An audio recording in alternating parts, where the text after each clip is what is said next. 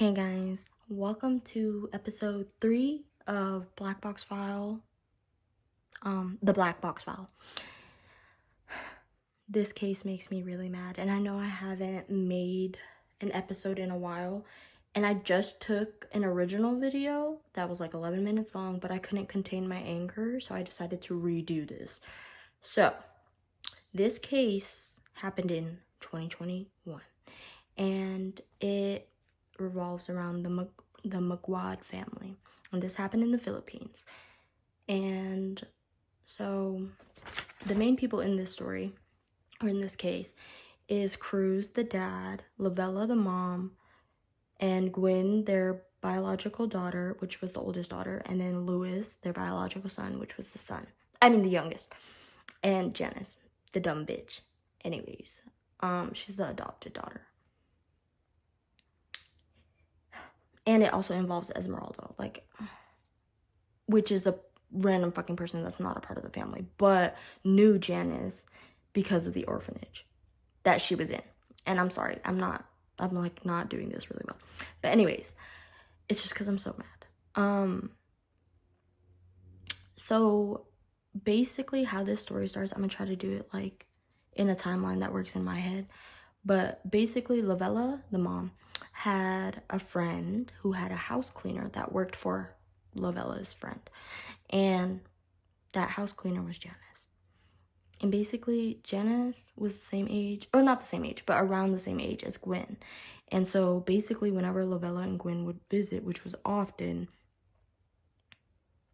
Gwen and Janice formed a bond. And Janice would often go to Gwen for different forms of comfort. Examples are trauma dumping homework, talks about goals and aspirations, right?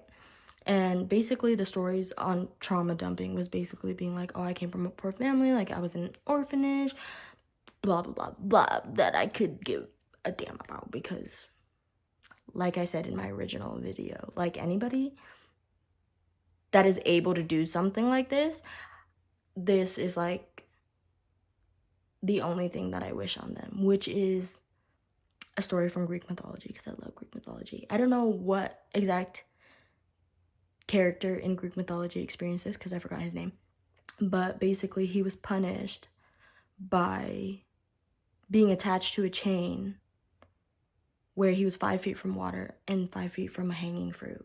So like he would have to be stuck there forever. Like he's immortal.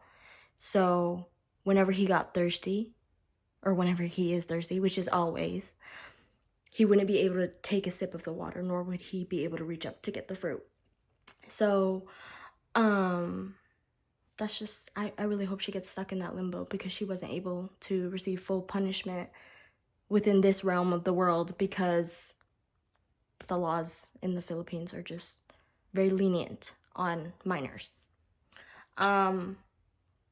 So basically, after they formed that bond and stuff, Gwen was moved by her and just really cared for her. And so she kept consistently trying to persuade her parents to adopt Janice. And basically, eventually they gave in and they fully embraced her. They gave their shirt off their backs to her. And Louis was super nice by giving her his room, literally, and would go sleep on the couch to give her privacy and space and stuff. And basically, she was adopted 5 months before she committed this act. And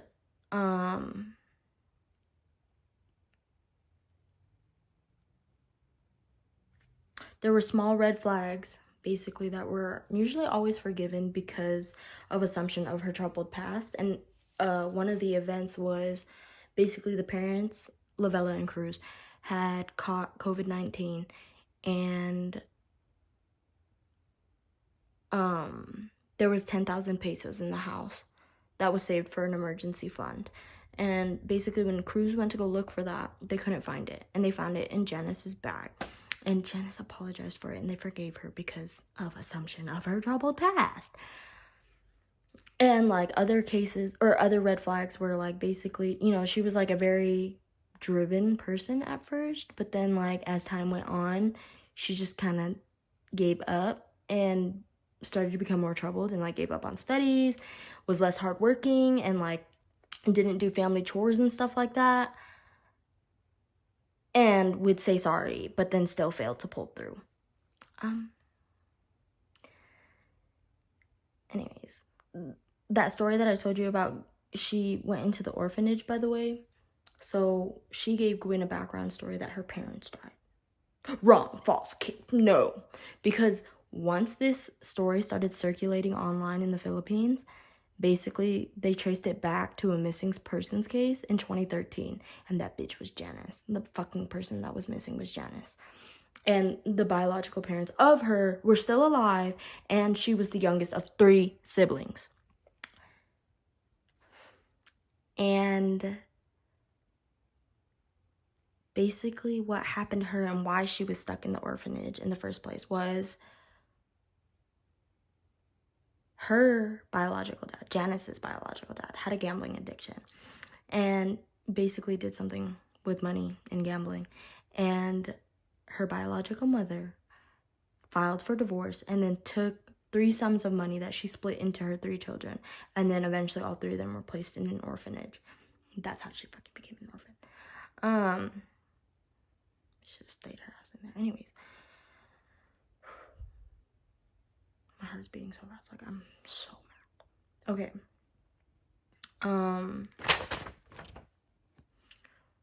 Basically, the day of the act, a neighbor had called Cruz and was like, your house looks disturbed, but like the gate's closed and the front door's closed. Like, your house looks disturbed. Like, it looks like somebody went through it and stuff.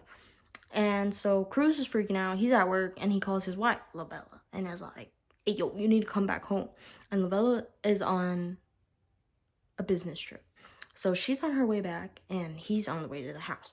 And the front door is locked when he gets there. And he's like calling out to people in the house. And there's no response. And so he finds his way in through the back door. And once he does, once he gets through, once he goes through the door, he finds his oldest daughter, like, brutally mauled. And, like, then finds his youngest son. And then Janice comes out with her hair wet. Which, if you watch true crime, that's like, okay, why is your hair wet? And why are my other kids dead? Like, and the murder weapons were a bat, a knife, and a hammer. And one of the details about one of the murder weapons is the hammer, because Cruz would only use it for like as a tool, essentially, like rebuilding stuff in the house and everything, like as like a handy tool, and obviously because it's a hammer. But basically he would hide it in the house, and the only people that knew about these whereabouts of the hammer's whereabouts was him, Gwen, and fucking Janice. Excuse me. And the bat originally belonged to Lewis. I'm just giving random details about the story, but the bat originally belonged to Lewis, which was placed on his top bunk of the bed as a form of protection. But eventually, like, when the dumb bitch moved in, he gave her that bat and also gave her his room. And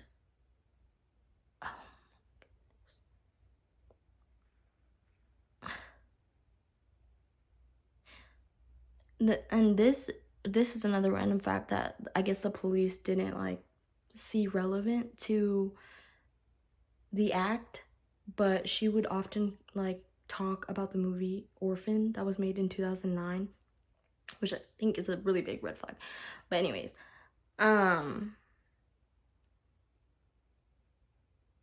Janice, while she was in the social welfare and development place, had received a lawyer because of the Philippines laws and stuff, because, like, you know, for her right to be upheld and stuff by the Philippines.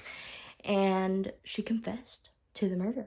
She did it. and she only received 31 or 32 years. I don't know if it was 31 or 32, but that's like the maximum punishment because she's a freaking minor. And Esmeralda, basically the guy that she knew from the orphanage who was also a part of the murder, received 29 years. And he was also a minor. I don't know if I already said that, but yeah. And as I don't know how she confessed, but she did. And basically she stated that she wanted the true love and attention only towards herself and felt that her siblings got in the way. Like they were in the way, and like basically if they were gone, she would be like the sole person to receive attention. And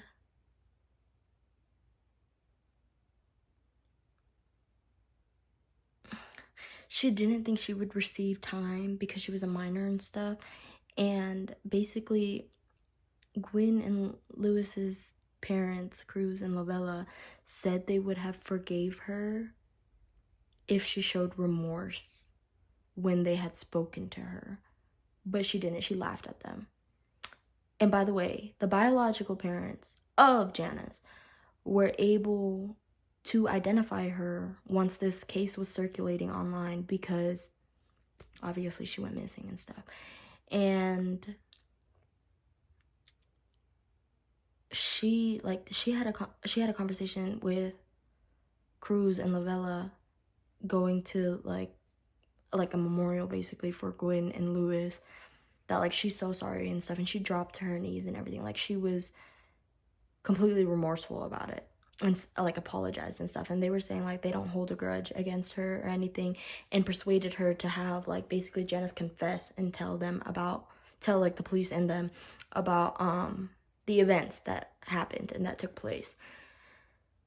But she refused to talk to her mother, her biological mother. And basically Janice's biological family shamed her because she had actually gotten into contact with them before she was adopted by Cruz and Lavella. Like contact as in like just like they, I don't even know, like I don't know if she was living with them or what. Like the story didn't go into detail, but basically they knew of each other and they were talking and stuff.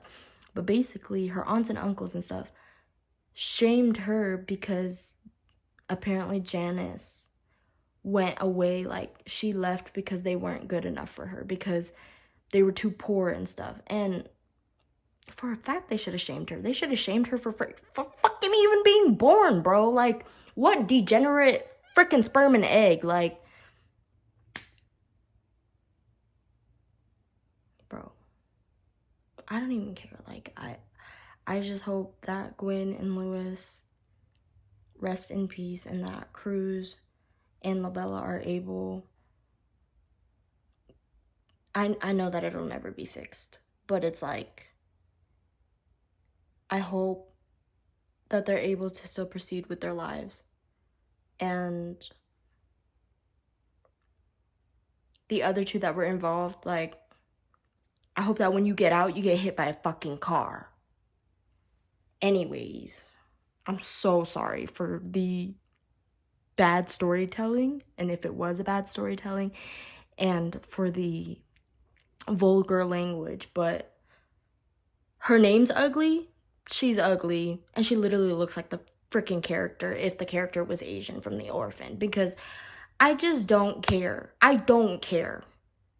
I literally hope your foot gets stuck in quicksand or mud. Like, I just hope the freaking earth opens a hole and you get swallowed whole. Like, I literally don't care. Bye.